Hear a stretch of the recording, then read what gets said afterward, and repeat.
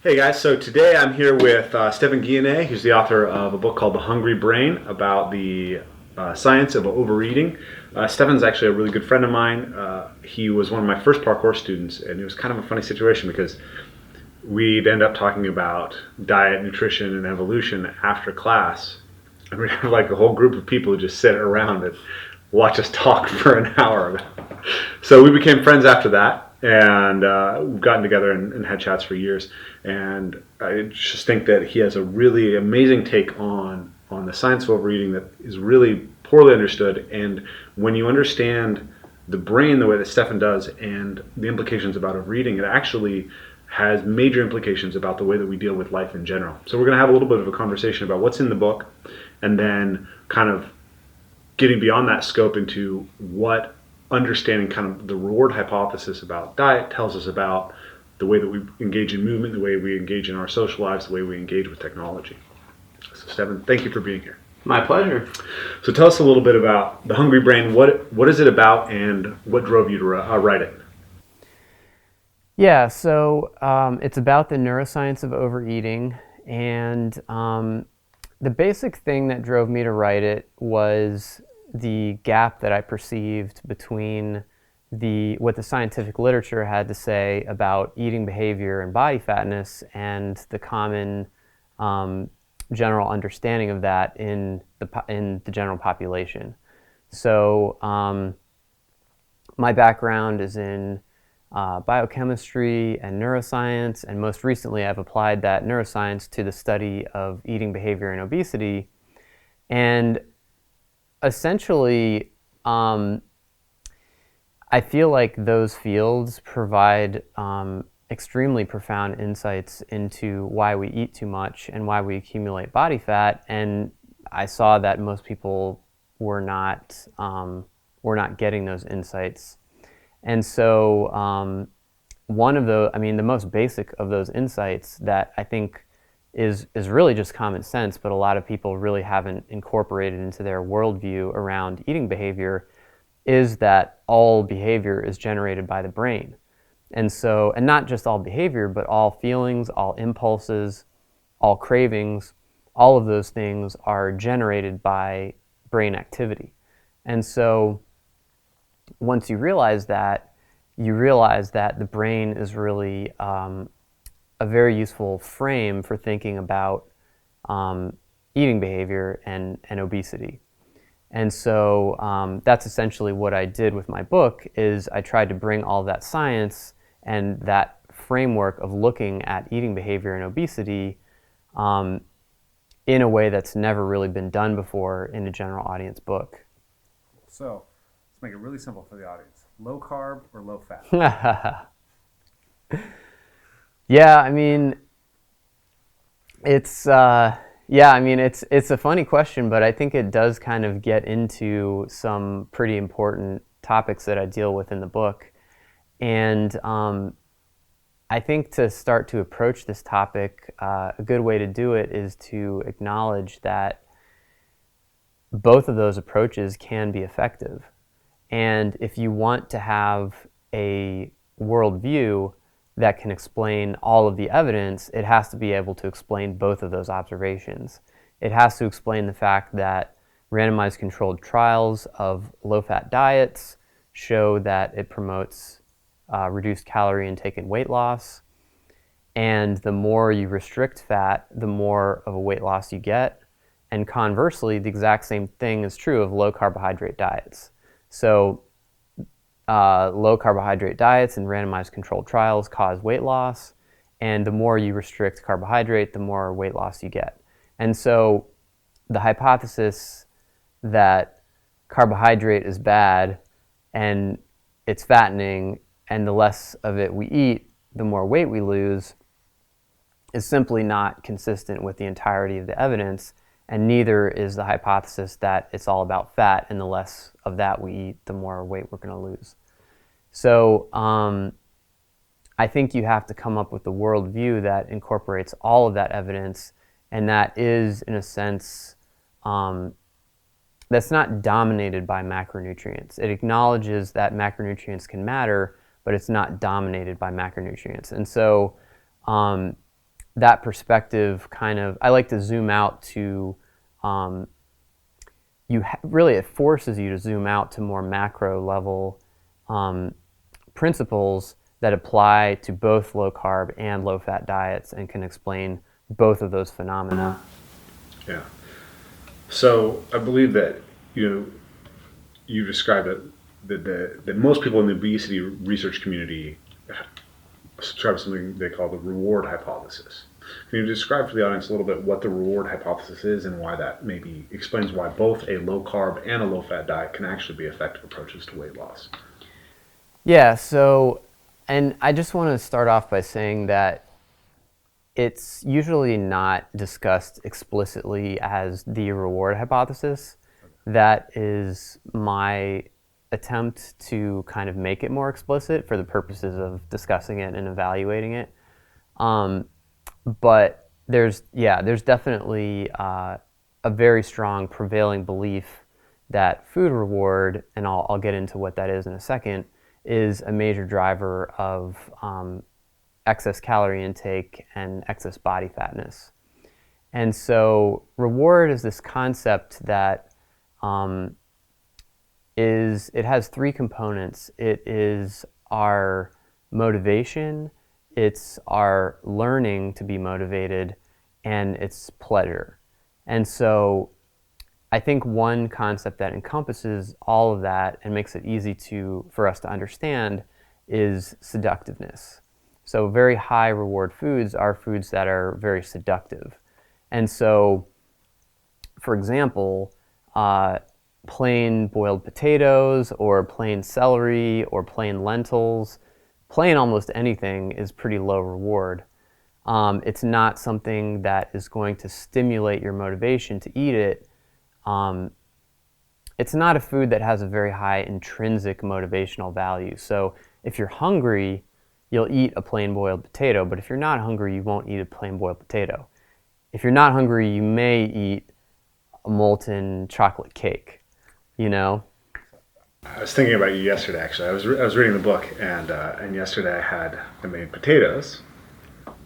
That always makes me think of you. So I made potatoes, and I had duck fat and duck broth left over, and so I mixed duck fat and duck broth, salt and pepper and butter into these potatoes. And afterwards, I was eating them, and I was like, this is really hitting the glutamate or the umami aspect of reward. So it's healthy food in some sense, but from a weight loss perspective, maybe much less effective than eating those potatoes without those added fats and without that added, the duck broth was extremely concentrated umami flavor.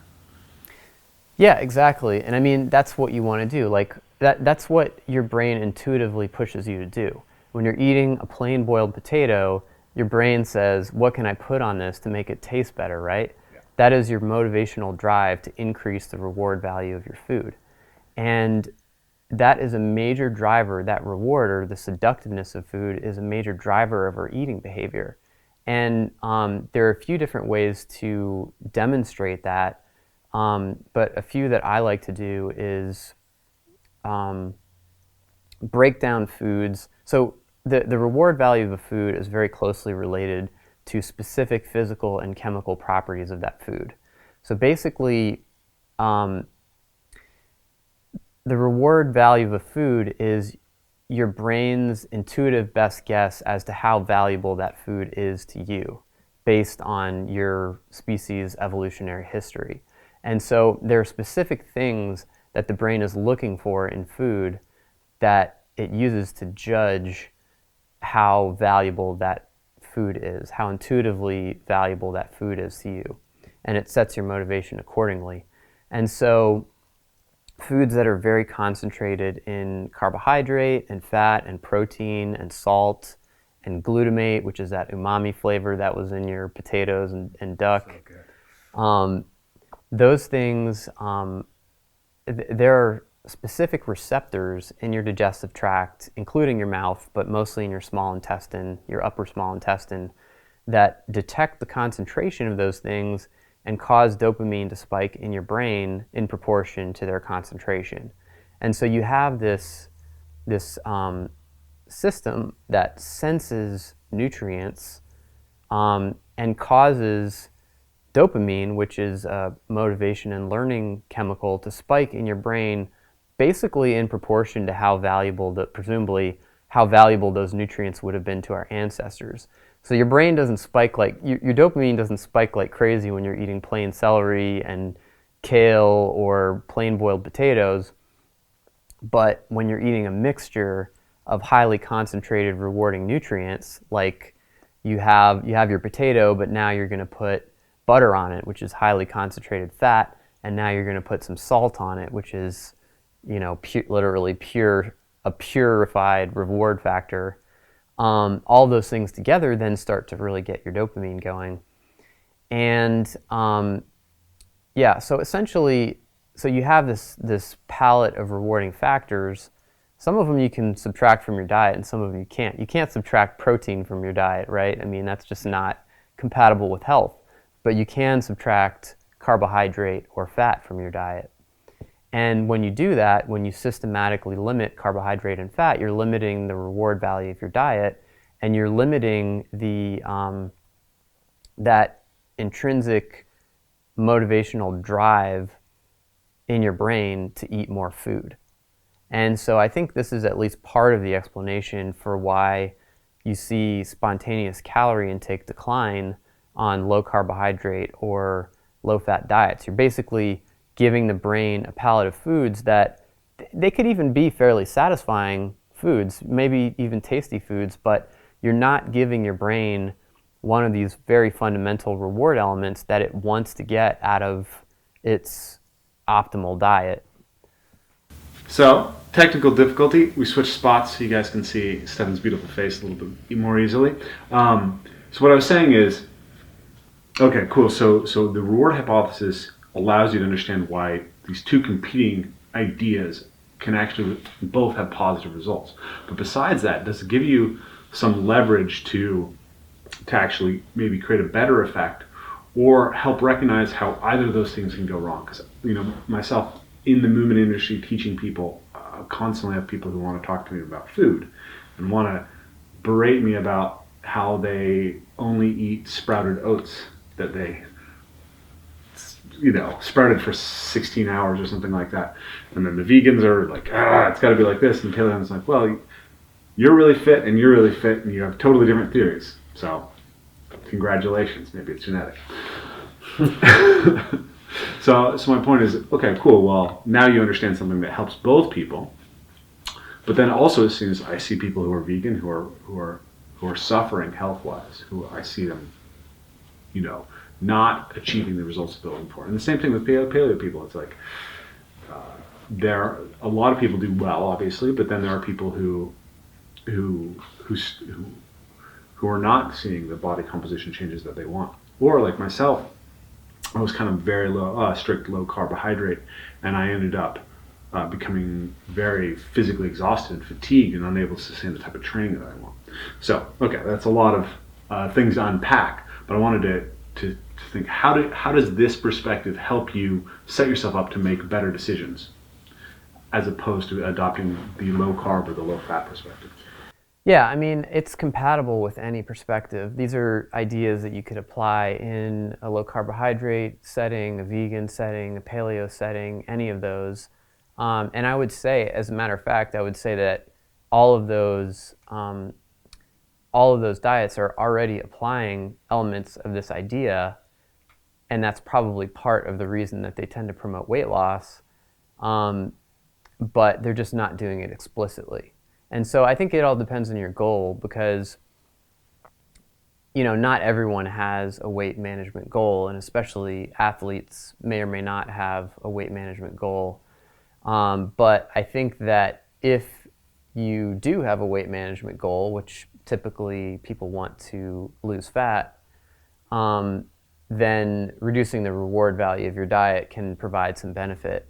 And I think that, and I mean, basically, the big concept I think that all this revolves around is basically ease of fat loss. Because you can lose fat just by restricting calories. If you just bean count your calories and you know how many calories you need, or you just restrict until you start losing weight, you can lose weight.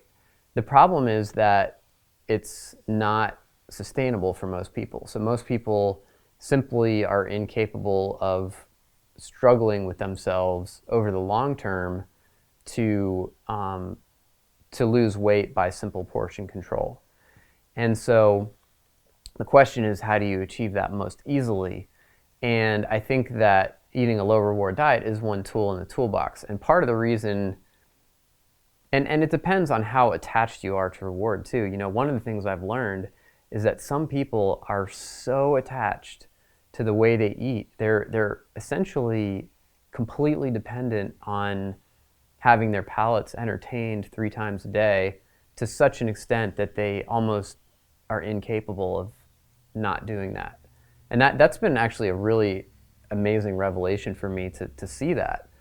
Because, I mean, the way I eat it's not like, it's a lot more interesting, or I would say a lot more appealing than like a hunter-gatherer diet. If you really look at what actual hunter-gatherers eat, it's like you're just eating like plain meat and plain tubers and berries off a bush and drinking straight honey and, you know. Doing lots of ash and sand in there. Yeah. You mix in ash and sand. Yeah. And like there's no salt. For most groups, there's little or no salt.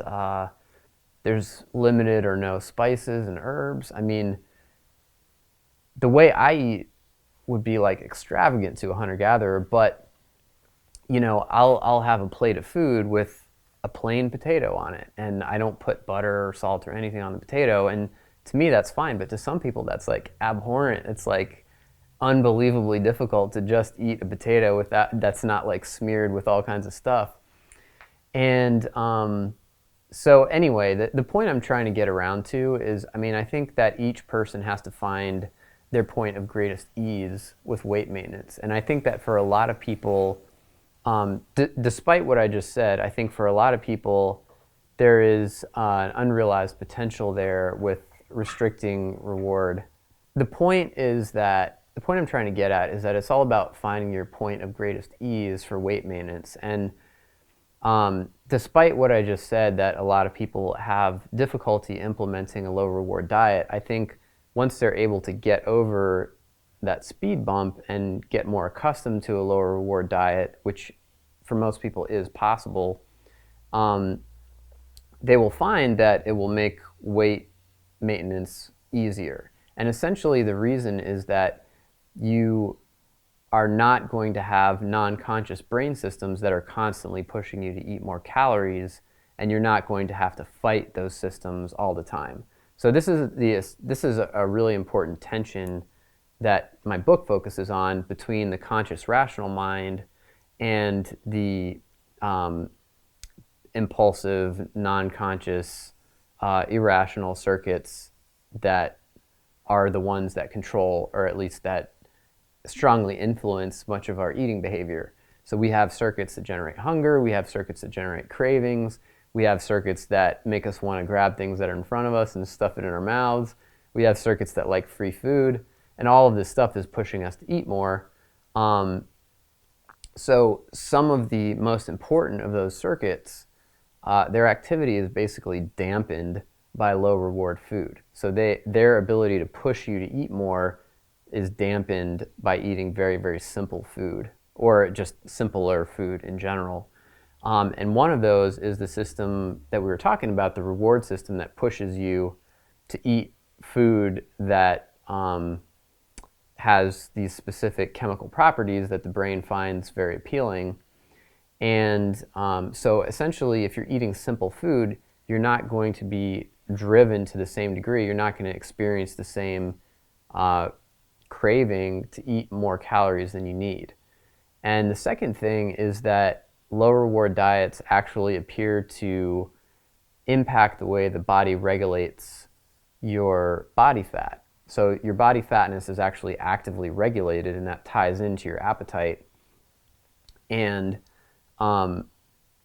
when you're surrounded by food that is very, very appealing to the brain, very, very rewarding, very, very seductive, the brain actually appears to increase the set point around which it regulates your body fat in that scenario.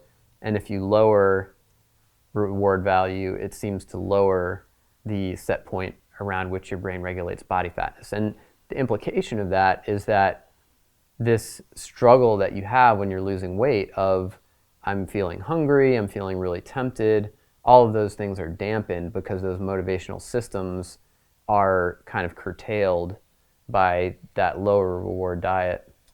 Yeah, I remember when you first started talking about this, because I think when we met, you were more in the paleo low carb camp, and I can see why it's a little bit harder to sell, because the low carbers are like, you can have all the delicious steak and bacon that you want as long as you don't eat the carb, or on the flip side, the low fats, like as long as you stay away from saturated fats, then you can have cookies, you can have lots of sweet things.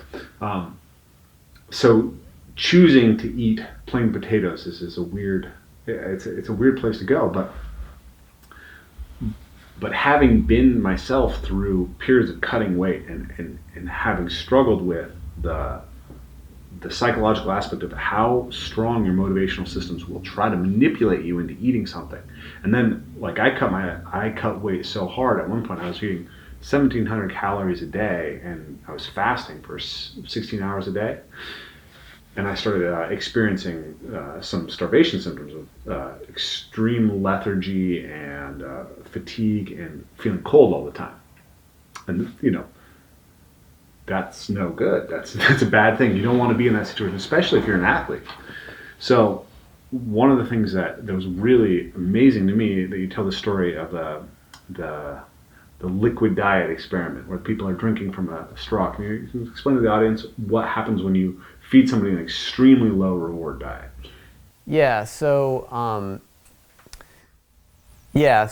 just to back up a little bit, essentially the brain, since it regulates body fatness, when your body fatness starts to drop, it activates what really is literally a starvation response.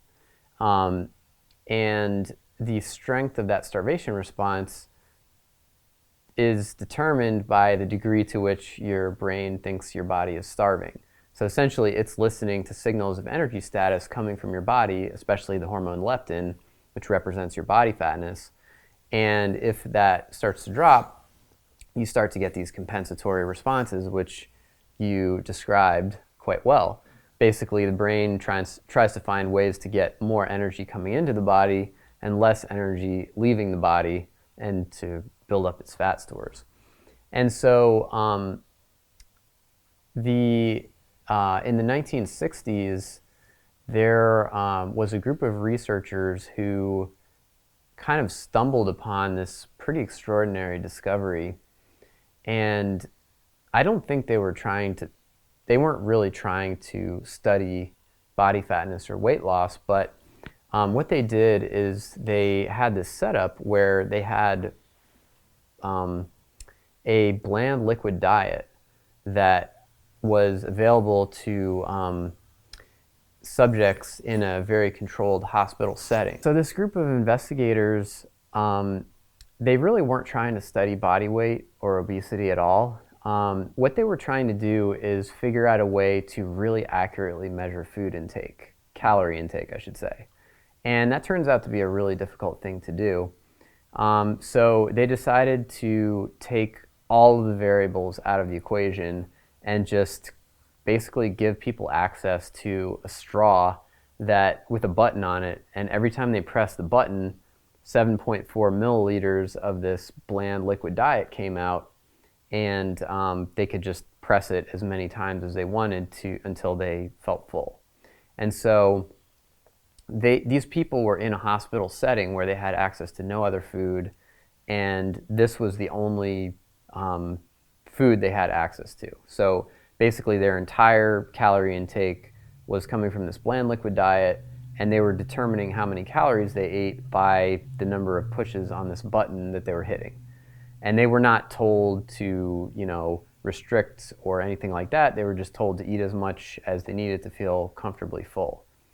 And so they had they started with lean subjects, and those people essentially maintained their calorie intake at a normal level for weight maintenance. So those people ate a totally normal number of calories and they didn't gain or lose any weight in this bland liquid diet setting.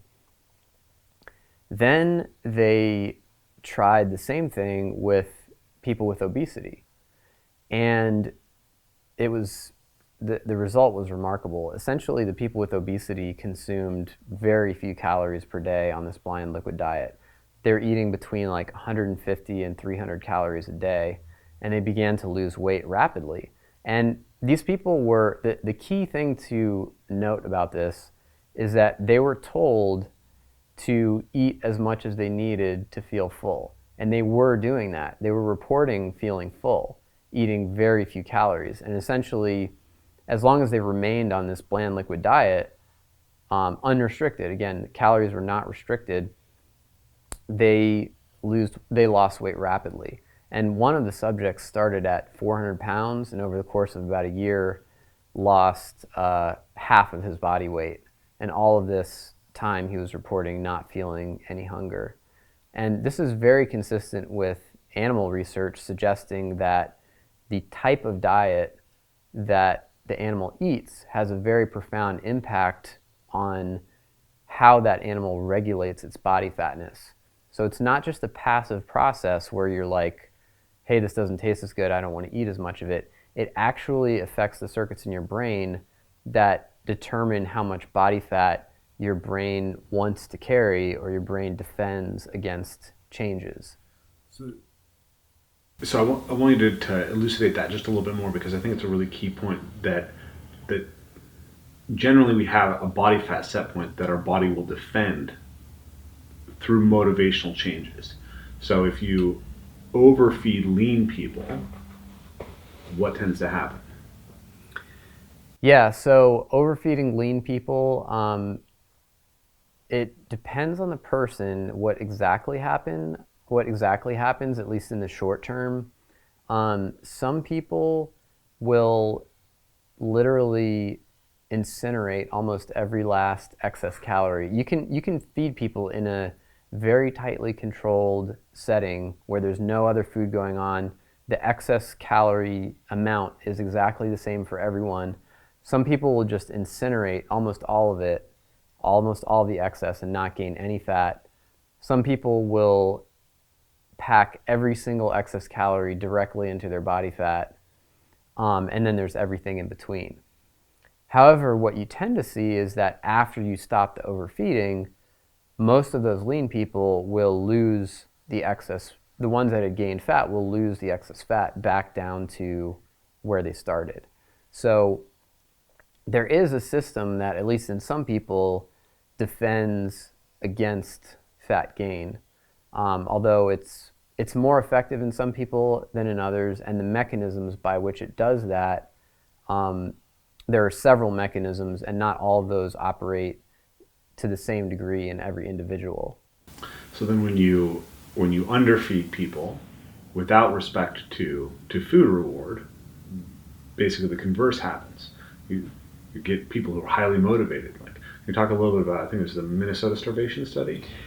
Yeah, absolutely. So the response of the brain, I mean, I don't think anyone listening will be surprised to know that the response of the brain to weight loss is a lot more vigorous and consistent than it is to weight gain.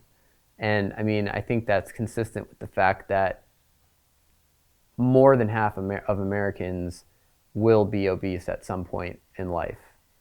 But it's very difficult for that person with obesity to become lean once again. So the lower limit is defended much more consistently and vigorously than the upper limit for most people. Yeah, so the Minnesota starvation study is a really interesting example of that. It was conducted by Ansel Keys, the famous nutrition researcher, famous of the 7-country study.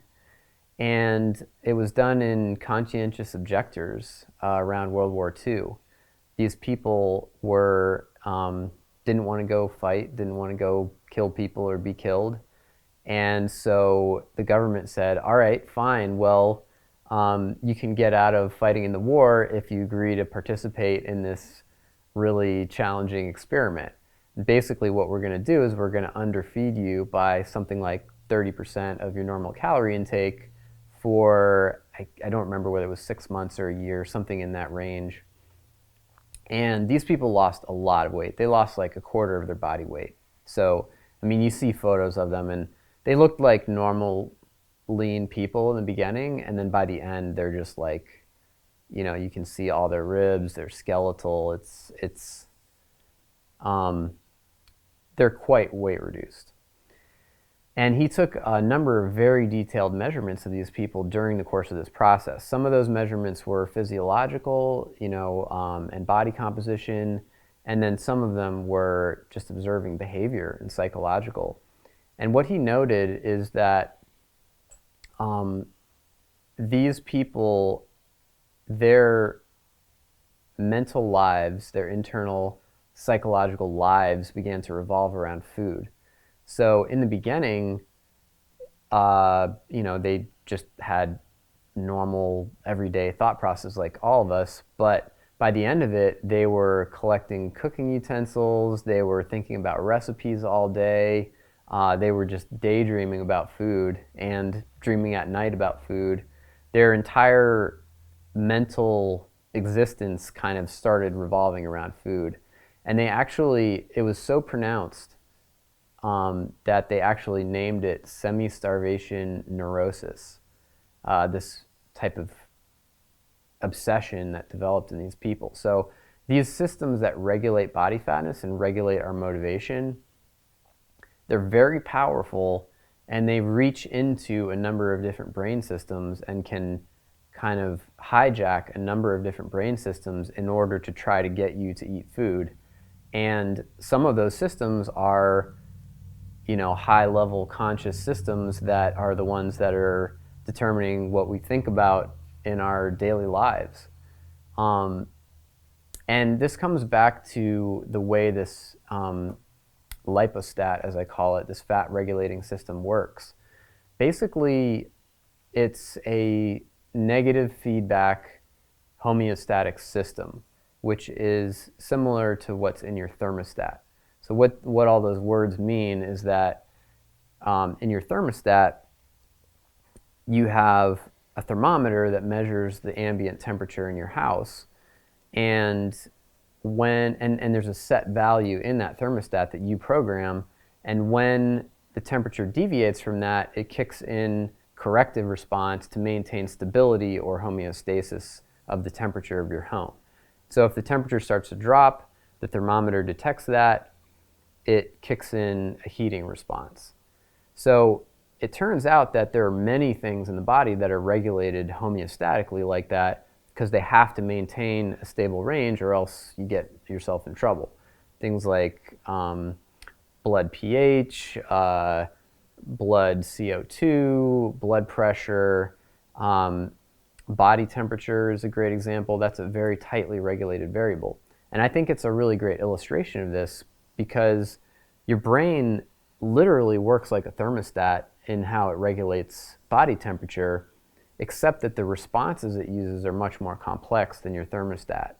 So the brain has literally thermometers it's listening to in your core and on your skin that allow it to detect your current core temperature as well as future threats to your core temperature. And when temperature, and it has its set point, right? Its set point of 98.6 plus or minus a degree or so. That's the thing it's trying to defend. And that's programmed into the brain. And if your temperature starts to decline a little bit relative to that set point, it kicks in a variety of behavioral and physiological responses to maintain that temperature. So on the physiological side, your blood vessels in your skin constrict. You may start shivering. It may activate your brown fat to generate heat. And then on the behavioral side, your brain makes you really want to put on a sweater or turn up the heat or have some hot cocoa or adopt postures that are heat conserving like this. And then conversely, there are a whole suite of physiological and behavioral responses when your body heat starts to increase too high. And these responses are so effective that they can maintain our body temperature to within about a degree Fahrenheit when the outside temperature may be varying by 70 or more degrees. So it's incredibly effective. And as it turns out, as I said, many things are regulated like this, and one of them is body fatness.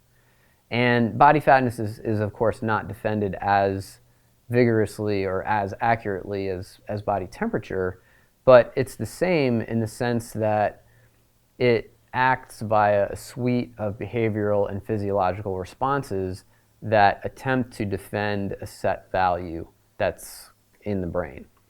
And so if you start to lose weight, like they did in the Minnesota starvation experiments,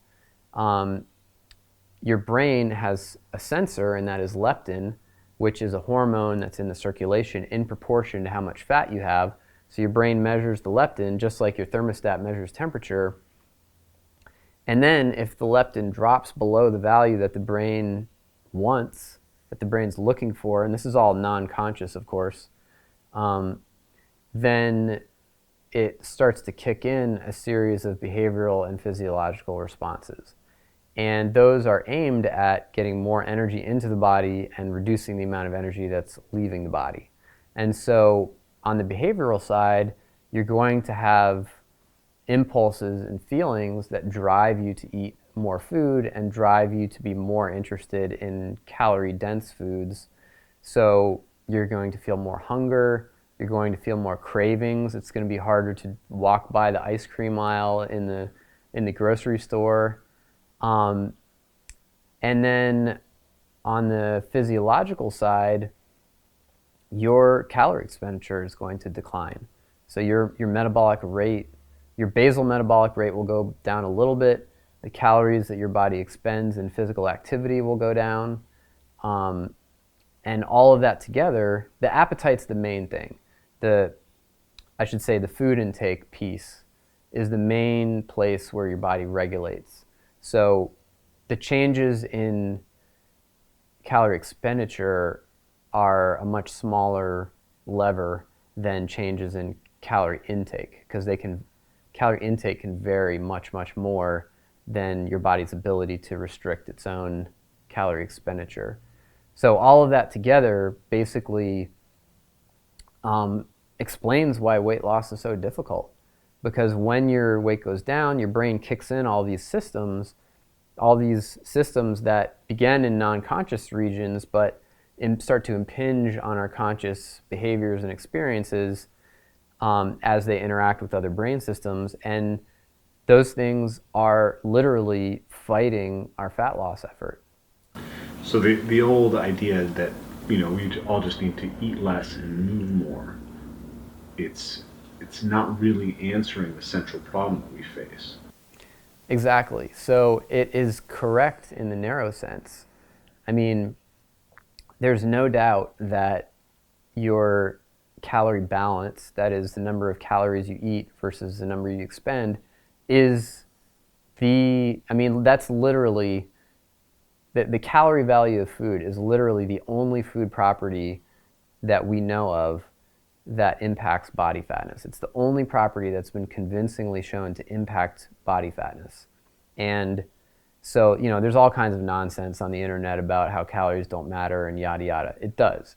It's incredibly important. It's central, but it's not the end of the story.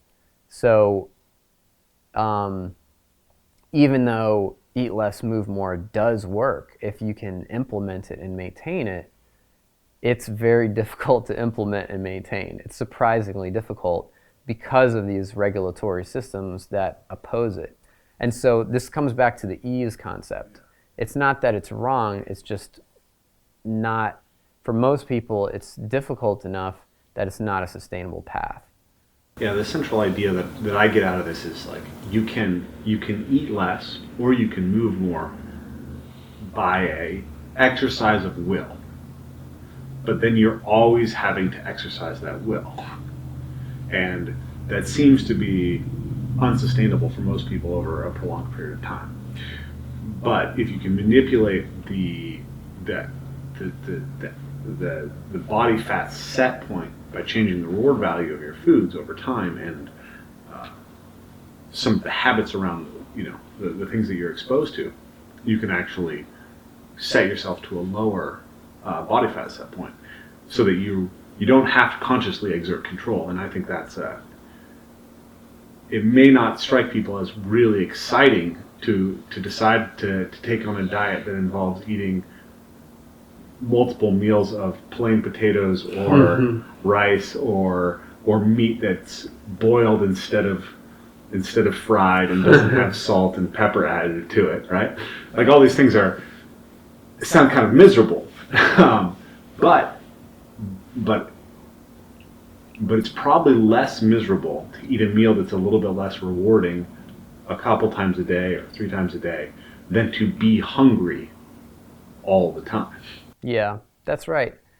And really it comes back down to the ease thing. Like, if the easiest thing for you is just to like willpower your way through calorie restriction, then by all means do it. But I think that that's just not true for most people. And we actually have a lot of randomized controlled trials that show that the simple portion control method does not work for most people. It does not lead to durable fat loss.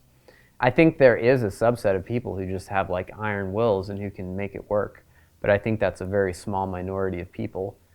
Yeah, and so I mean, the bigger picture here, there's the lipostat, the energy regulating system that we're talking about, but there's an even bigger principle over top of that, and that is simply the dichotomy between these non-conscious impulsive systems and the conscious rational systems that are butting heads in many ways in our lives. And essentially, to make the concept a little bit more exciting, nobody wants to overeat, right? Yet most of us do.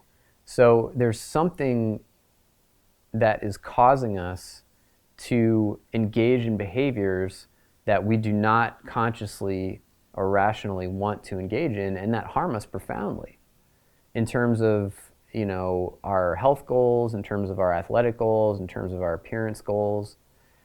And so essentially the reason is that there are these non-conscious circuits that are driving us to eat too much because of how we evolved.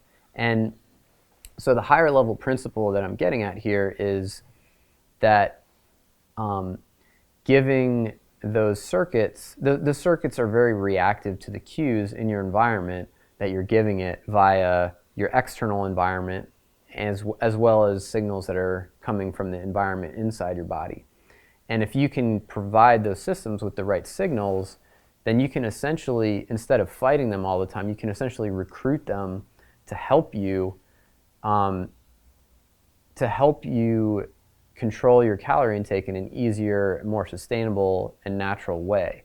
And one way to do that is by the reward thing, but I want to emphasize that there are multiple tools you can deploy to do that, and I talk about multiple ways in my book. So, if you find that the reward idea is not very appealing to you, there are other tools you can use that fall under that broader umbrella that could still be effective. Can you talk about some of those other tools? Yeah, sure. I think one of the most straightforward ones is giving the satiety system the right cues. So we talked about the lipostat, or the energy homeostasis system that regulates body fatness, but there's another system. So that's the part of your brain that regulates your long-term energy status, which is represented by your fat stores. But there's a part of your brain in the brainstem that regulates your short-term energy status, and that is regulated by your meal-to-meal food intake. And so basically how this works is when you eat a meal, all that food goes into your digestive tract, and there are sensors, primarily in your upper small intestine, that signal what you ate back up to your brain. And they tell your brain about many different things that's in that food, but some of the most important ones for satiety are the volume of the food, the volume of what you ate. So that's coming from your stomach, stretch receptors in your stomach, the carbohydrate content, the fat content, and the protein content. And essentially, the brain, and based on all of that information, your brainstem generates a satiety response. So it starts to make you feel full. And what is satiety? It's a motivational state, or rather a lack of motivational state to eat, and it's a sensation. And so essentially, when your brainstem decides that you've eaten enough, it sends out signals to motivational systems in your brain and to other places that shut down your eating behavior, shut down your motivation to continue consuming food. And so what are the principles that guide that process? What causes your brainstem to say, hey, you've eaten enough?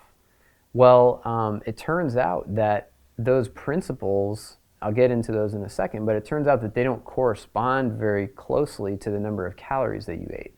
So the brainstem is not really very accurate at matching satiety to the number of calories that you ate. Certain types of foods will cause more satiety per calorie than others.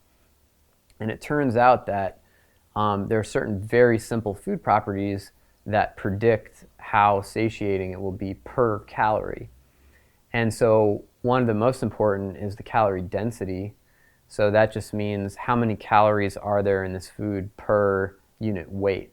So like a piece of chocolate has a very high calorie density, whereas a piece of celery has a very low calorie density. Those are kind of the opposite ends of the spectrum.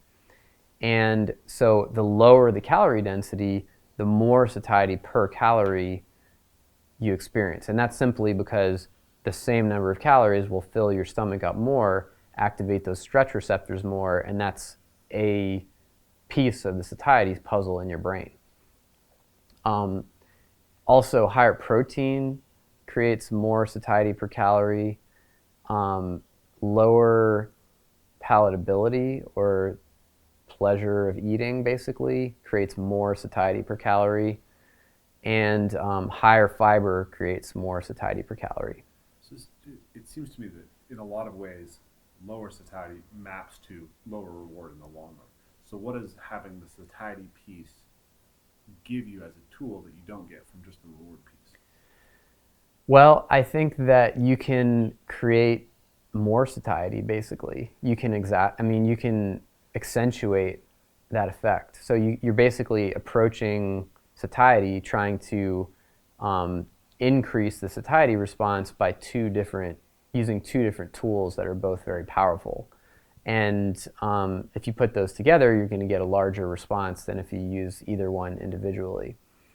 But one thing I really want to emphasize about this satiety concept that I'm talking about is that it corresponds really well to our intuitive ideas about what foods are fattening and what foods are not. So if you look at foods that have properties that are very low satiety per calorie, so high calorie density, sometimes low protein, not always, low fiber because they're refined, high palatability, what you're going to find is that basically describes most junk foods, describes all junk foods. So pizza, cake, chocolate, cookies, all of those things fit perfectly into that rubric. Now, if you take the converse of that, you get essentially unrefined whole foods, more similar to what our ancestors used to eat. You get fresh fruits, fresh meats, eggs, oatmeal, very simple, unrefined foods that have a high water content, high protein, sometimes, not always, often high fiber, and just very simple foods like what our ancestors used to eat. Those tend to have properties that are higher satiety. So I think this concept really kind of gives an empirical basis. It gives a mechanistic basis, really, to some of our intuitions about food and what's fattening and what's not. So I wanted to start bridging off into some of how this basic understanding of the brain helps us think about our life in the modern world in a more general sense. Before we get there, I wanted to go back to the reward factors, and there's something you just said about our brain isn't very good at actually calculating calorie density. I think it wraps into a big issue, which is our brains evolved for very specific purposes. They evolved to solve problems in very specific environments, and they're not perfectly efficient or objective, right? You don't. In the book, you talk about the fact that the only micronutrient that we can detect by flavor is salt, because for some reason we needed enough salt in our diet that it was useful for us to seek that. And then many other animals don't have receptors for salt, but we don't have receptors for, say, vitamin A, or for magnesium, for calcium, for all these other things that we may be missing in our diet today, because it wasn't worth it for evolution to build that capacity in. It's expensive to build things into a human being. So you want very simple heuristics that allow you to get the benefit of it, and then that's conditioned on the evolutionary environment. So can you go over the primary satiety factors again, and then what those might have signaled as far as the nourishments that were available, the broader nutrition that was available in the ancestral environment? Yeah, absolutely. So, first of all, I just wanted to say that I don't know if all animals have it, but I think most animals do sense salt, and a lot of them are motivated by it, but not necessarily all of them. So for protein, that's a big satiety factor. Per unit calorie, that's the most satiating macronutrient. That's signaled by umami? Well, not primarily. It is, it depends on whether you're looking at it from a reward perspective or from a satiety perspective, because those are actually different, separate pathways, which is kind of strange, but true. What I mean by that is separate, like all the way down to the gut. Even though they're detecting some of the same things, it doesn't seem to be carried by the same nerve impulses. It's really surprising. If you're looking at it from a satiety perspective, I believe it's just amino acids in general. And there may be specific amino acids, I don't remember, but it's not specifically tied to glutamate. Although glutamate specifically does have a satiety effect. But if you're talking about reward, protein and glutamate, so amino acids in general and glutamate seem to have kind of separate effects. But I wanted to take things just a little step back to answer your question. I think that it's better to look at it from a reward perspective than a satiety perspective, because reward is really, that's where you're talking about what the brain wants. Mm-hmm. And so if we're thinking about why evolution, if we're thinking about evolutionary drive for certain types of nutrients, I think looking at it from a reward perspective is more informative. And so for protein, I think it's pretty obvious, our tissues are made of protein, most of them, and it performs a lot of essential functions in the body. Carbohydrate and fat are principal sources of calories. Calories are very, very important, obviously, and I spend a lot of time in the book talking about why it's important in a natural setting, and illustrating going over empirical evidence that natural selection really has selected for a calorie-seeking brain specifically. Now, aside from their calorie value, I think fat and carbohydrate have some intrinsic value, because carbohydrate is used for a variety of things in the body, and if you're not eating it, your body's going to make it. So no matter, if you eat 0 carbohydrate in your diet, your body is going to maintain a level of fasting glucose that's not that different than if you're eating tons of carbohydrate. It might be somewhat different, but it's not radically different.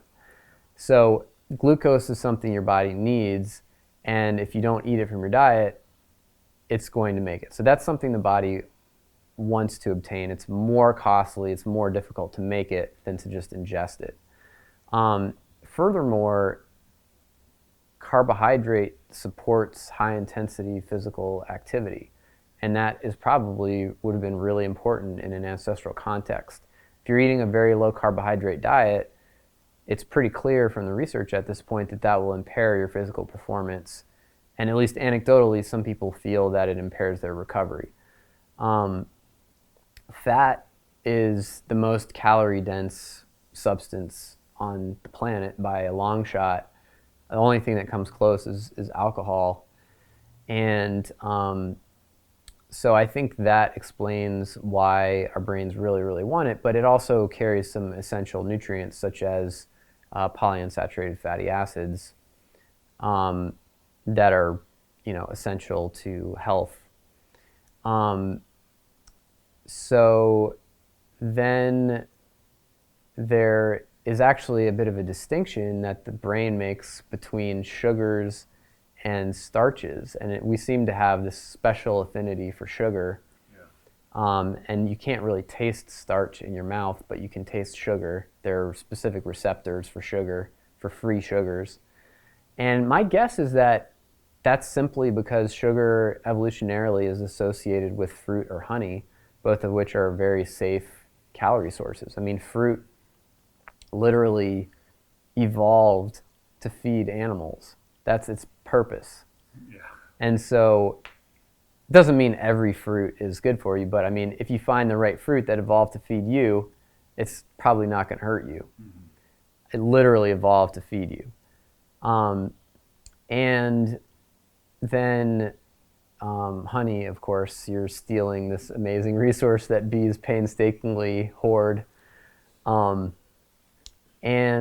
it doesn't contain any toxins.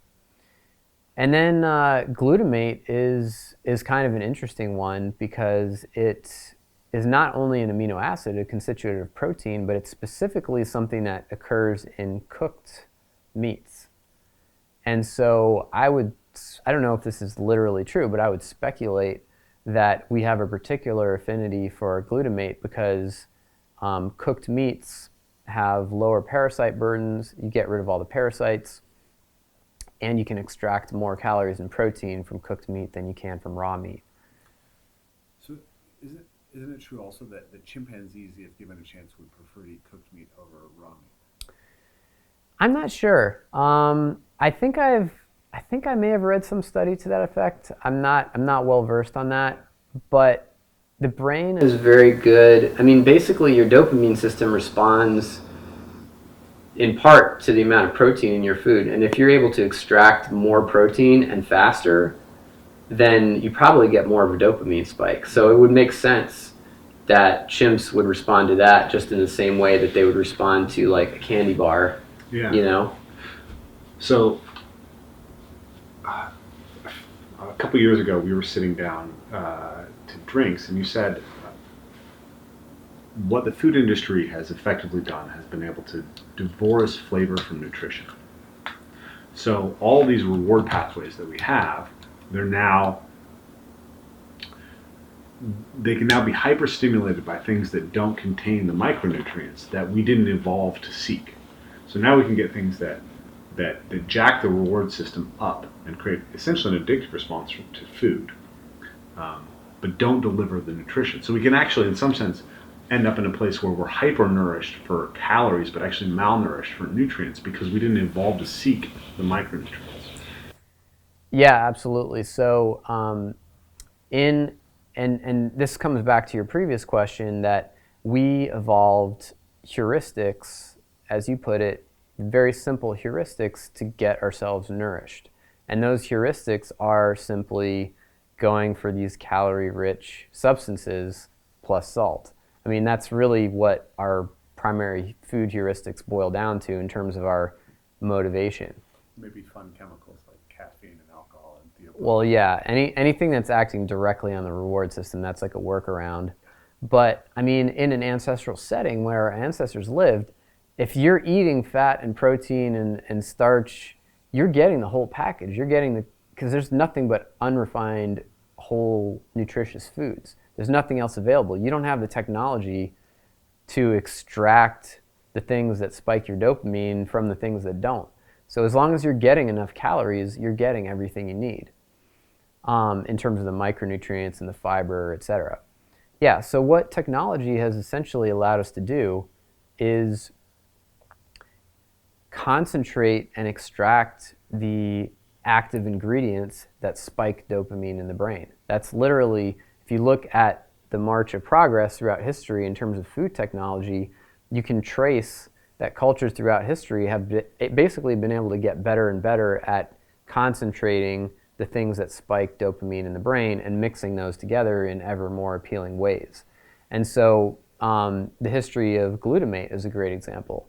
So the first source of free glutamate was probably just cooked meat. And we evolved to really, really like that flavor.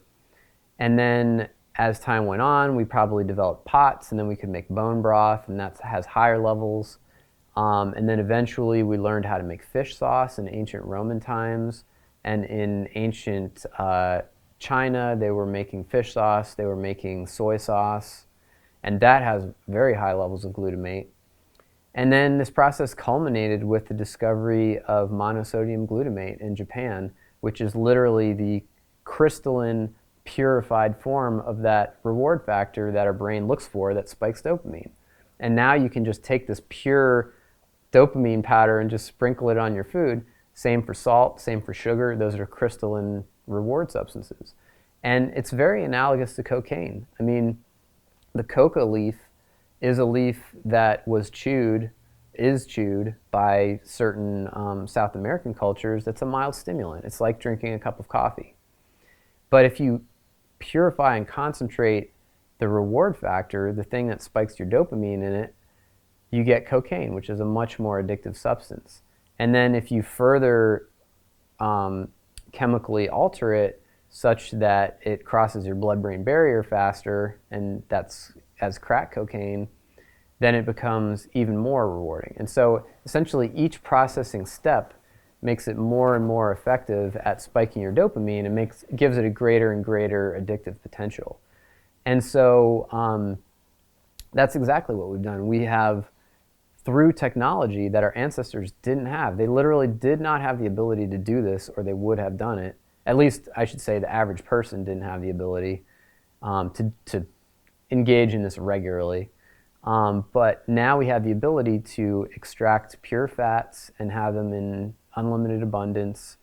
We have monosodium glutamate and everything related to it, like yeast extract and all these things that the food industry adds to our foods Natural flavors. to avoid saying that they have MSG, even though it's the same thing. We have the purified salt, we have purified sugar, we have purified starch, and all of that other stuff that naturally comes along with it in a natural environment, the vitamins and the fibers and the polyphenols and all the other things that play supporting roles for our health. Our brains just don't instinctively care about that stuff. They would rather have just the concentrated fat, sugar, starch, and salt and forget about all this other crap. So I think you may have actually discovered what I think is perhaps the central problem of modern life, because it's not just a problem that's associated with food. The obesity epidemic is part of a broader set of problems that all come down to the fact that we can hijack reward centers in the brain with technology in a way that we never have before.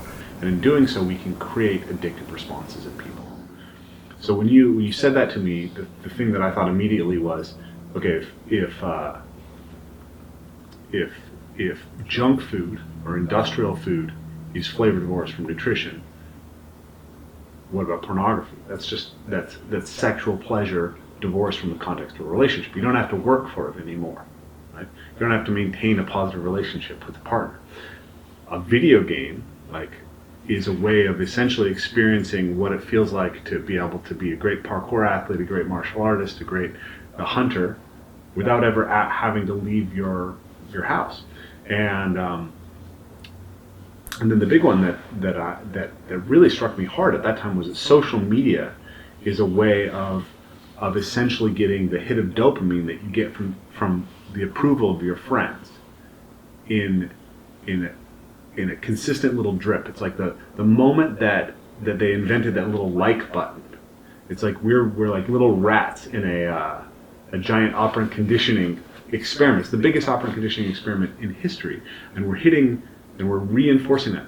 And it's interesting because I'd never heard anyone describe it like that when I put out a video about 2 years ago about this, but I've heard more and more intelligent people talk about this idea of the dopamine drip, so social media. And the last time you and I were chatting, you were talking about how you're trying to train yourself away from Twitter. So I think that the fact that we have this learning hormone, dopamine, that reinforces behaviors that are signals of something from the ancestral environment that can now be hijacked by a product. And maybe that's the best way to make a product right now. The best way to make a product is to make something that hijacks a reward center that you can deliver as cheaply as possible and gain as much control over people's behavior. So if we can do that in all these different pathways, and there's an obvious incentive structure to do that, then what we do will be less and less decided by us, and more a way of creating capital for some broader system. So I'm not sure the audience will necessarily completely understand the dopamine system and why this is so powerful and what this indicates about this broader picture. But that's what I really wanted to dig into with you. So can you go in greater depth into what dopamine is, how it interacts with the brain, and how the motivational systems and the selection of behavior is driven by these specific neural processes? Yeah, absolutely. So I think food is a great example that we can generalize from there. But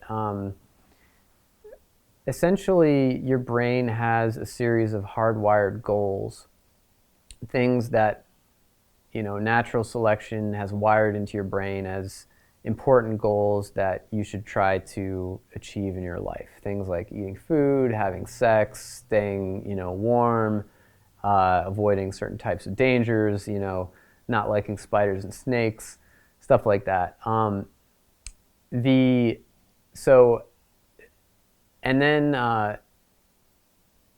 Essentially, when you engage in a behavior, the degree to which it accomplishes one of those goals will determine how much dopamine gets released, basically, at least initially. So if you're eating a food and it has tons of sugar, tons of fat in a very concentrated form, your brain gets wind of it and you're going to get a bunch of dopamine. And essentially that does two things. One of them is it sets your motivational state. So when that dopamine is spiking, you're going to want to keep engaging in the behavior that you're engaging in, so eating a piece of pizza or whatever. The second thing that it does, and arguably more important, is it sets your future motivation for that thing. And so the way that works is that whatever you're doing when the dopamine hits, your brain pays very close attention to everything that's happening at that moment. And it takes in all the sensory cues that are associated with that situation. So it remembers the appearance of the slice of pizza, what the pepperonis look like, what the box looks like, where you were, what it tastes like, what the texture is, who you're with, all those things it remembers by virtue of that dopamine release, and those things become motivational triggers in the future. So the next time you encounter, and so dopamine, it actually climbs up the causal ladder to the furthest cue that predicts that reward. So the next time you smell the pizza, the dopamine starts to spike, and that triggers your motivation to engage in eating that pizza. That's basically the brain saying, this is a situation in which you can achieve an important goal, creates an intrinsic motivation for you to do that. And then, at first maybe it's the smell that motivates you, and then eventually when, maybe just driving by the sign of the pizza store or seeing that logo on TV. The most distal cue that's an accurate predictor of pizza in your belly is what's going to spike your dopamine the most. And that dopamine essentially reinforces pathways of motivation and behavior in your brain, and it sets and what that does, reinforcing those pathways essentially sets your behavioral intensity and your behavioral priorities. And so this is essentially why people who are addicted to cocaine or crack or whatever, or meth, their lives can be destroyed, essentially because dopamine-mediated reinforcement of drug seeking and drug use is so powerful that they will prioritize behaviors related to that over every single other thing in their lives. Their brain has set its priorities because that dopamine is saying, this is the most important goal you can achieve right now. And so that may be more important than social relationships. It may be more important than holding down a job. May be more important than eating, than having a home, whatever it is. Having teeth. So that's what it does. It prioritizes your behaviors and sets your level of behavioral intensity or motivation is another way to say that. And and as I said, there are certain hardwired goals that dopamine responds to, and these specific food properties are a very powerful one. Obviously, sex is another very powerful one, and social interaction is another very powerful one, like social accolades, for example. And some people have argued, and I think convincingly, that information acquisition is another one. And so there's this book called The Distracted Mind that I found really interesting that I brought up with you a couple times, that argues that you can apply very similar principles to understanding human information seeking that you can apply to human food seeking.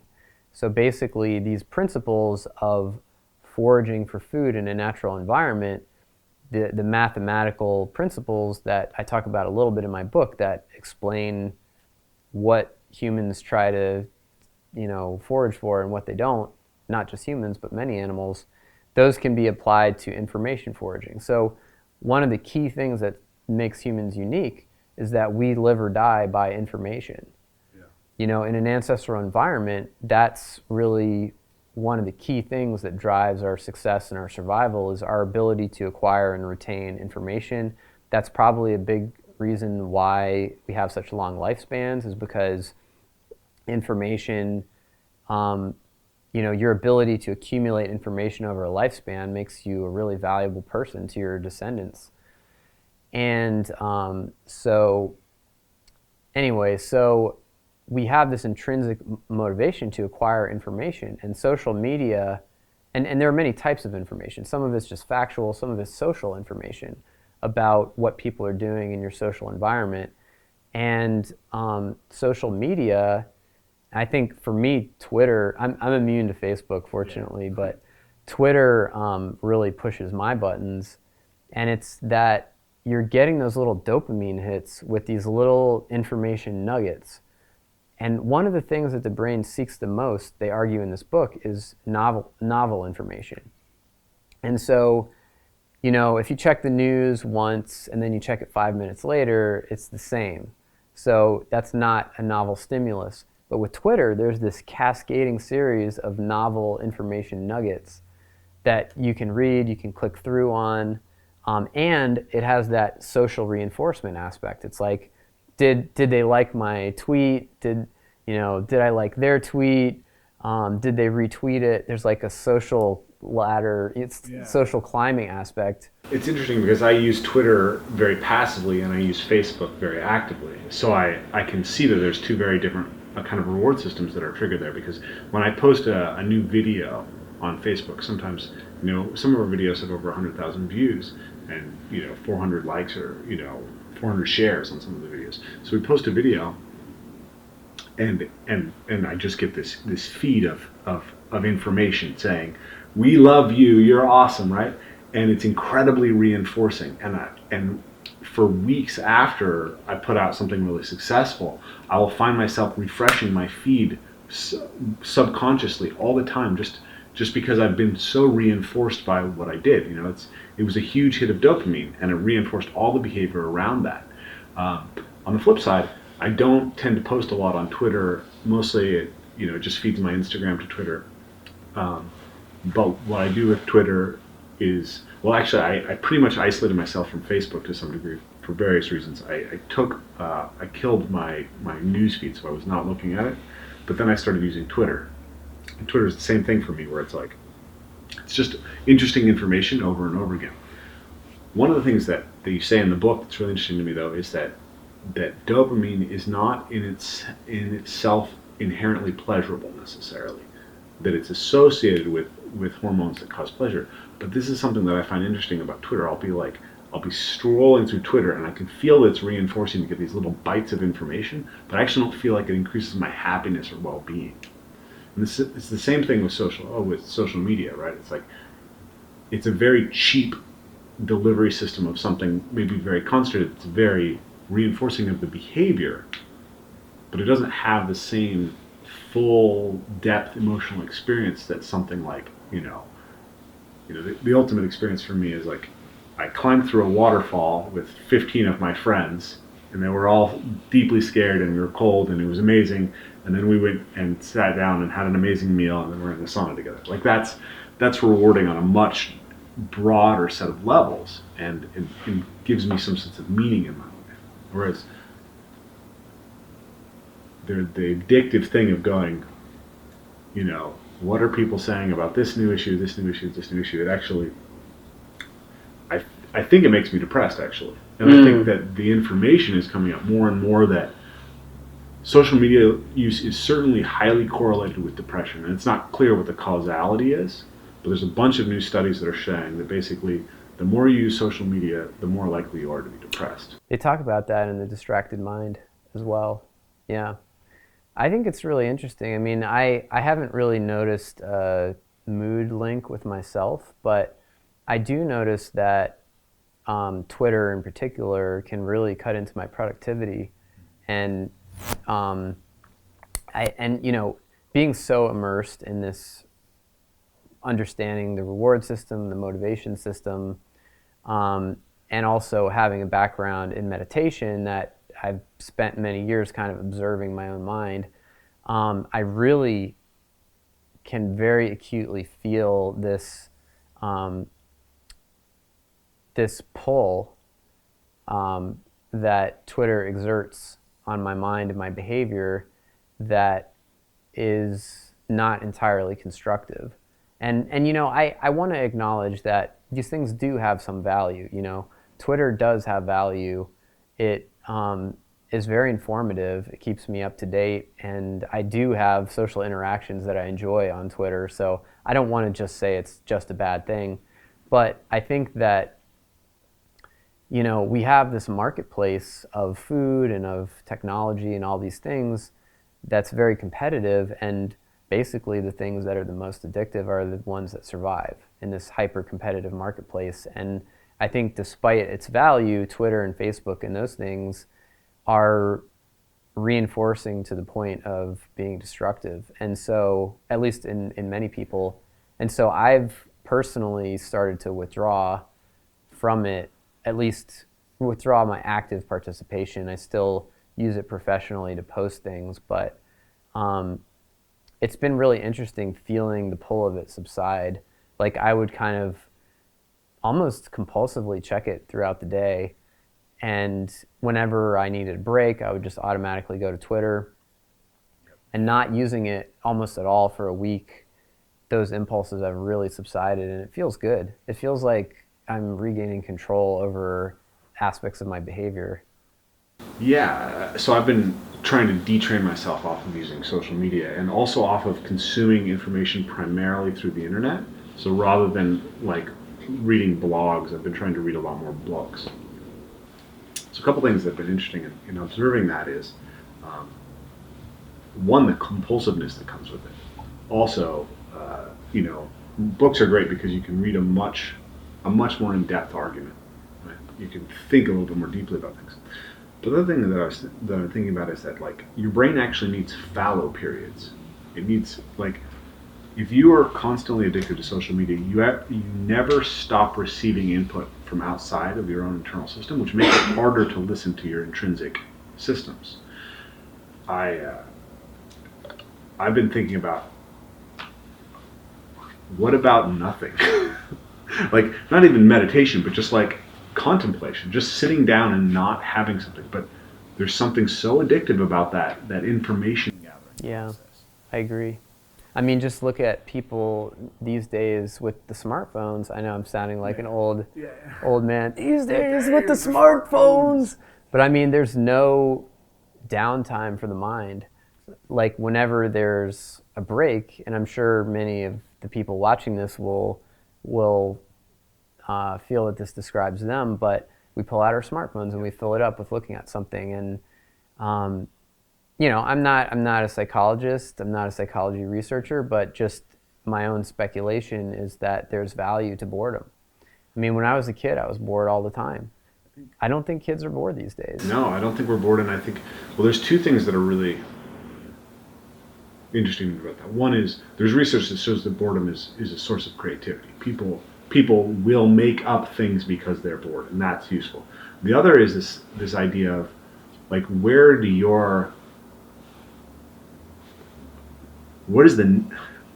come from in some sense, or where do your thoughts come from? There's a quote in a book. I think it's from R. Scott Baker's work, the Prince of Nothing series, but it's a fictional philosopher in his world. But he says something along the lines of, to read is to voluntarily allow yourself to be moved by another soul. Right? Your thoughts, you're letting your brain be taken over by somebody else's thoughts in a sense. So when we become reliant and dependent on external sources of information constantly, we are actually, in some sense, outsourcing the creation of our thoughts to some broader societal entity, which may be positive. And I want to go into why I think there's really some positive things that we have to acknowledge, because I don't think we can get rid of it without recognizing where it's useful. But I think it's really potentially dangerous. It's like it's very easy to fall into a stream of information, whether it's, the alt-right or the social justice warriors, and you can get that little behavior pathway, that little set of thoughts constantly reinforced, and you never have to think about anything outside of the scope of what those people are thinking about. And you can constantly feed yourself that. So here I'm going to drop Jordan Peterson's name. Every time we talk, that name comes up and it always bugs you. But he talked about the idea that social media isn't an echo chamber, it's actually an amplifier, right? It's actually building the signal on these things. And so when we jump into that, we're actually participating in these amplifications of any sort of streams of thought, and maybe becoming less complete individuals because of that, and less self-developed, less self-driven. Could be. I mean, I think another issue that concerns me is we are living in a high dopamine world now, and we know that if you induce a high dopamine world in animals by giving them some highly rewarding stimulus like drug access or human junk food, for example, it changes their brain in ways that are not good. Yeah. And we are surrounded by dopamine stimuli to an extraordinary extent compared to our ancestors. It's in food, it's porn, it's media, it's social media. It's many different things that surround us that have basically been selected because they spike dopamine, as well as drugs. We think, oh, I don't do drugs, but most people do. They either drink caffeine or alcohol. Almost always both. Yeah. And most people smoke marijuana. I mean, honestly, we're in Seattle, so it's legal here. I actually don't smoke myself, but I think I could probably count on one hand the number of my friends who never participate. Yeah.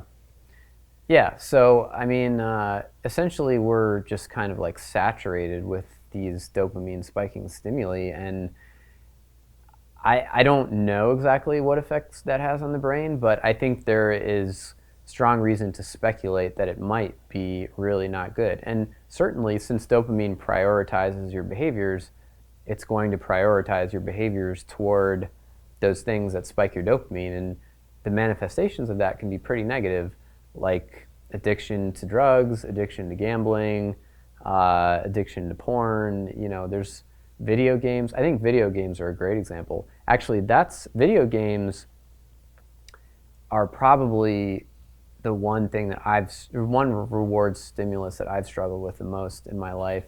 Yeah, I completely banished video games from my life. Not completely, but almost completely. When after college, it just was such a motivational draw on me and such a waste of time that I said, I can't do this anymore. I don't want to do this. And so I just never put another one on my computer, and that was it. So I think have relatively low response to video games. Like when all the kids started playing video games when I was young, I was like not that interested in it. But when I was 15 or 16, the first of the Elder Scrolls series came out, the second of the Elder Scrolls series. And for some reason, that game really triggered whatever was in my brain that was available to be triggered. So I'd play the Elder Scrolls. So the last one that came out was Skyrim, which came out I think 2011 or 12. It came out before my daughter was born. And I ended up playing 230 hours of Skyrim. And I would play till 3 in the morning. Wow. And so I was like, oh, I beat the game. You should get some kind of medal for that. I was done with it. And I thought to myself, what could I have done with those 230 hours? And like, it was super fun while I was doing it. But what did I gain as a human being? Yeah. Having played those 230 hours. Like, you could have learned Japanese, man. you did, and it's like, it's not that things that are just pleasurable aren't worth doing sometimes just for themselves. It's like you need to blow off steam occasionally. But if the thing that you blow off steam doing is going to automatically blow up, it's like you can read a trashy novel for 30 minutes and put it down, right? But you pick up Skyrim and it's like 6 hours go by and you don't know what happened. And I think that's a real problem, and I think that, I think it's particularly addictive for young men because of the way the video games are descended. And we can see that men are falling behind in school. Boys are starting falling behind in school, basically from the time they enter school. Now the majority of college graduates are female. Like women are out competing men in the workplace now. Like if you're under 35, I think women are now out earning men. If they're, you control for them being in the same professional fields. Now, that's great that women are doing well, but it's problematic if men fall too far behind, right? Because, well, that's bad for men. It's also bad for women because women have to mate with men for the most part, not all of them, but that's it's a real problem. So, but I wanted to go back to social media for a second because I've been thinking about this a lot because my professional life owes itself to social media. I'm able to travel the world and teach what I teach because it's been spread through social media. I've been thinking about this a lot myself because my professional life in many ways is dependent on social media. It's become possible. Like I devoted many years of my life to parkour, which I only knew about through social media in a sense. And that community developed through social media. And I've been able to travel the world and teach and develop a business because of social media. And even going back before that, like I grew up pretty isolated and I was interested in very sophisticated intellectual things at a very young age, and that did not really work with the peer group that I had available for me in the small town I grew up in. So I was very socially isolated, and I remember the first time I was like really motivated to care about a group of people was a online Tolkien fandom, Lord of the Rings fandom, and so from the time I was like 15 years old, I was always embedded in these online communities that ended up being very meaningful to me, and I've made friends all around the world from them. So there's something that's there that it's very powerful, and I've thought for many years that the internet, in some sense, is like it increases the spread of outcomes that you can experience, right? Because now you have a huge amount of the world's potential information, right? All the tons of books and Wikipedia articles and whatever to understand any subject.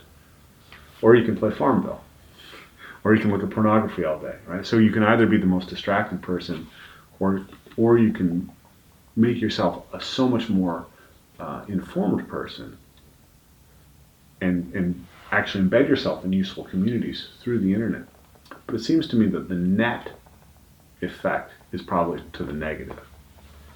And that even if you're the type of person who tries to make the positive happen, that well, maybe the systems are actually getting more and more sophisticated at manipulating your behavior.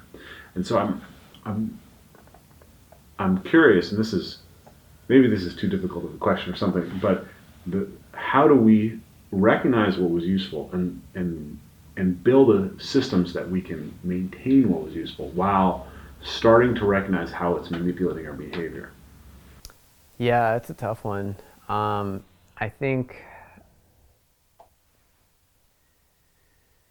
think first of all, there are going to be winners and losers, and essentially the winners are going to be the people who can carve a constructive path through all of these reward stimuli that are fighting for their attention, fighting for their behavior. But I think most people have a hard time with that, and they're going to honestly be ruled by their impulses and engage in destructive behavior. And I think that's a lot of what we're seeing in this country right now.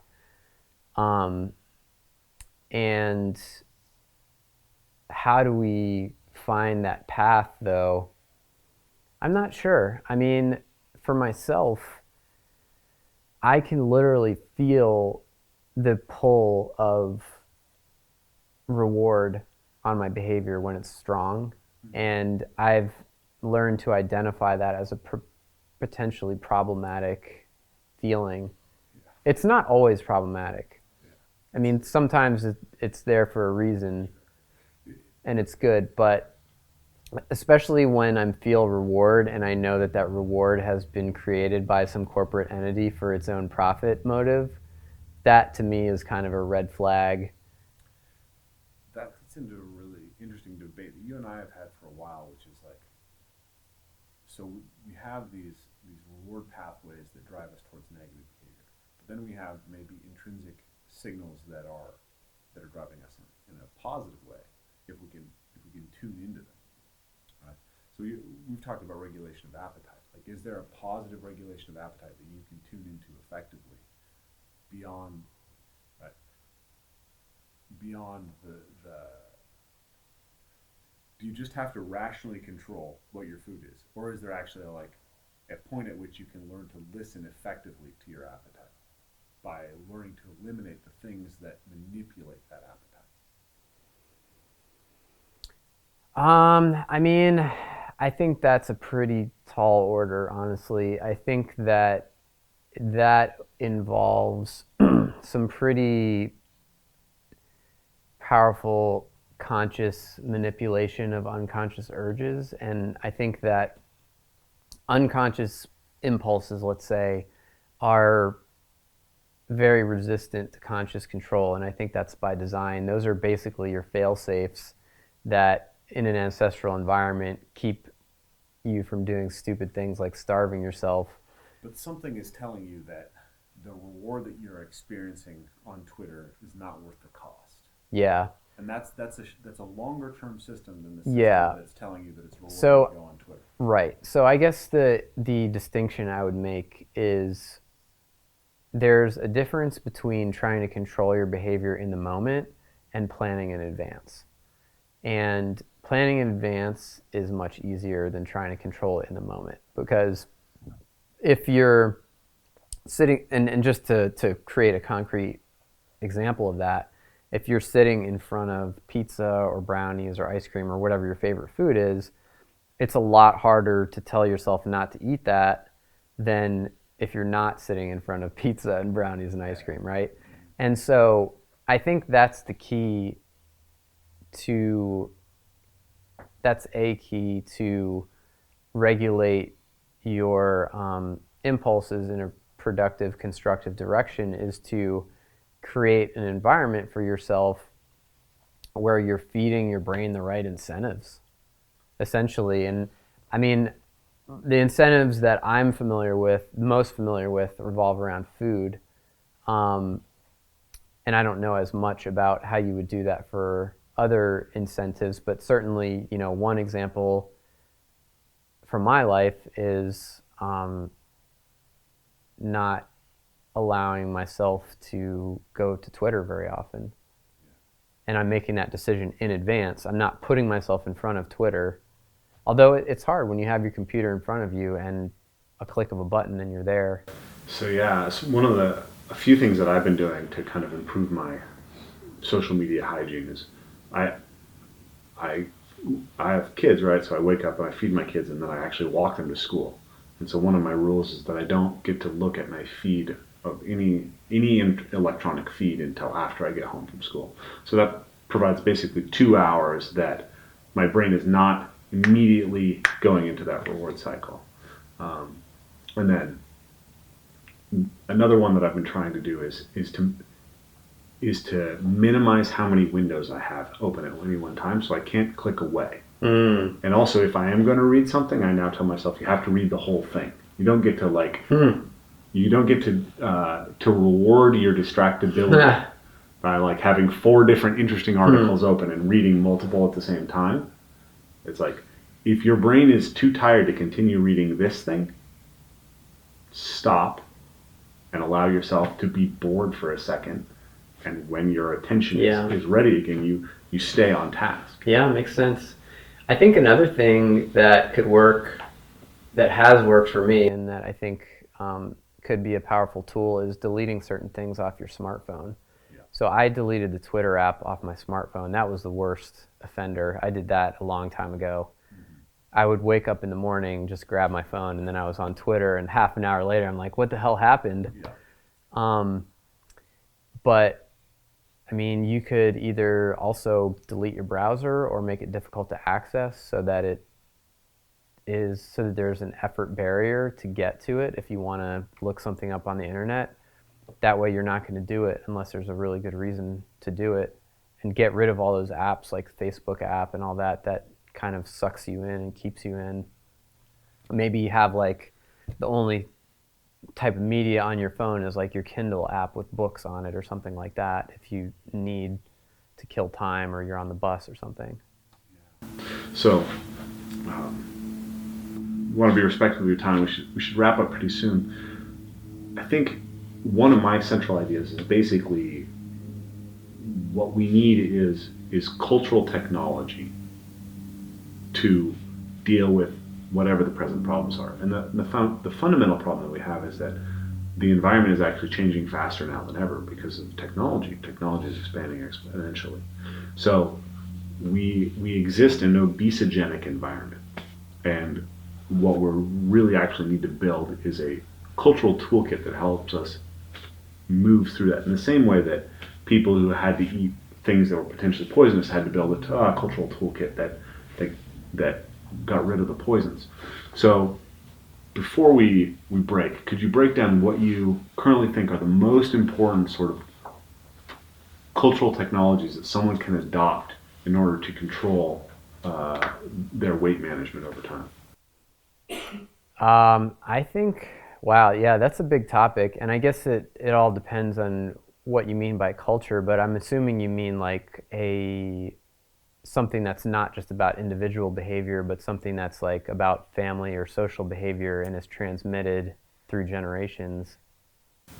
Culture to me is it's repeated patterns of behavior that are not they're not innate, right? That they're built, right? It's like a form of technology basically that we carry forward into the future. So having, for instance, 3 meals a day is a cultural technology.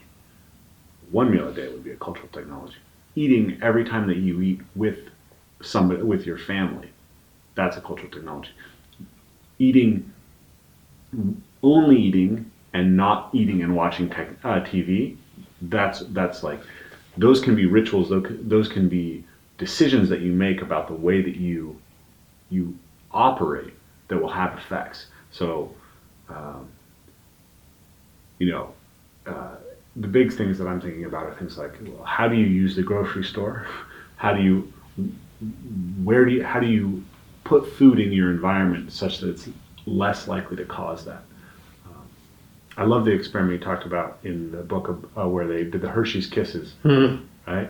If you have a ball of Hershey's Kisses on your desk versus in your drawer versus 6 feet away, Yeah. what does that have an effect? And I think like my mom was lean and fit till she started an office job, and then she immediately gained 20 pounds. And she told me it was because there's M&Ms on everybody's desks. It's like she can't not eat the M&Ms. Yeah.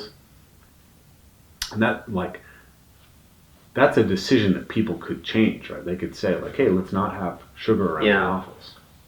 It's amazing though to what degree people will rationalize the desire to have junk food around. Some people are into making changes and not having that stuff around, and some people will fight tooth and nail to have their M&Ms. It's powerful stuff. But yeah, I mean, I think there are a lot of ways that we can behave culturally that would kind of passively control our food intake in a more healthy and slimming direction. And by passively, I mean without having to, explicitly and specifically exert willpower to control behavior in the moment. Obviously, it takes some willpower in advance to make certain decisions to set yourself up in certain ways, but a lot less than just controlling yourself in the moment. So, and a lot of this is stuff that I cover in the book, and I can't fit it all in, but I think a really simple heuristic that you can use is to eat unrefined foods. I think that is something that it might kind of seem like common sense, it might seem trivial, but I think that is one of the basic things that you're going to get the most value out of in your life if you apply it consistently. Unrefined foods tend to have a lower calorie density, they tend to have a lower palatability naturally, they tend to have more nutrients and fiber and essential and non-essential nutrients that tend to support health better. So I think that's a really simple heuristic. I think active commuting is a really great simple heuristic. I think that selecting foods based on their satiety per calorie is a technology that you could apply. I think cooking food for yourself is a really simple cultural thing. I mean, if we look at how our relationship with food has changed in the U.S. and in every affluent nation as the obesity epidemic has progressed, what you see is that we've gradually outsourced our food preparation to professionals, either the restaurant industry or the processed food industry that represented by foods in the grocery store. We do a lot less work in the kitchen than we used to. We make a lot less food from scratch than we used to. We're letting other people do that. And those people's motivations and goals are not necessarily aligned with all of our motivation and goals, and particularly when it comes to health and weight, they may not value those outcomes. Their primary thing that they value is getting you to engage in purchase behavior, and the ability to do that effectively tends to correlate with the ability to cause you to eat more because you make highly rewarding foods that reinforce purchase and consumption behavior. So I think if you can take food processing back into your own hands and start having your guiding principles be the ones that you want to reinforce in your own life, whether it's health or weight or whatever. I think that is one way to do it. A lot of people don't know how to cook. I think that in this country, we have kind of lost the ability to do that effectively. At least many people have. Part of that is because the food industry has eviscerated our our home ec education, which used to actually teach people how to cook. That's what I mean by like cultural technology. Like,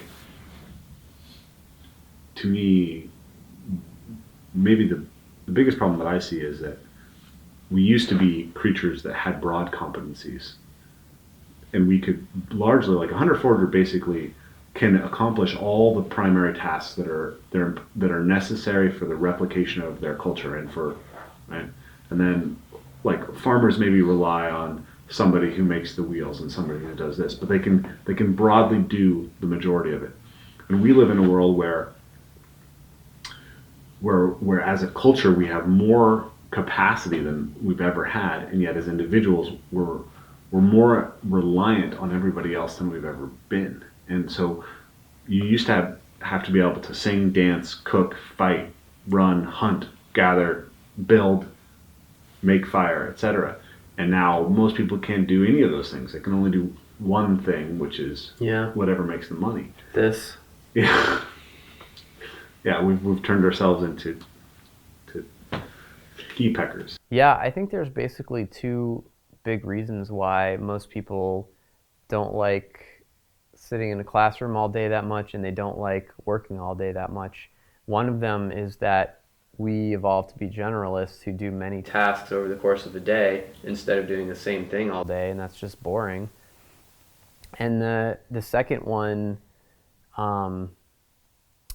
is that we evolved to be intrinsically motivated by specific things that served our interest in an ancestral environment. Like little boys play with guns, like anything that looks like a gun, they'll pick it up. And basically boys gravitate toward the most powerful weapon, some representation of the most powerful weapon that they know of, and they play with it. Yeah. And so like boys in, hunter-gatherer cultures pick up a bow at like 3 years old, and they just spend all day playing with it, and by 5 they're decent archers. Yeah.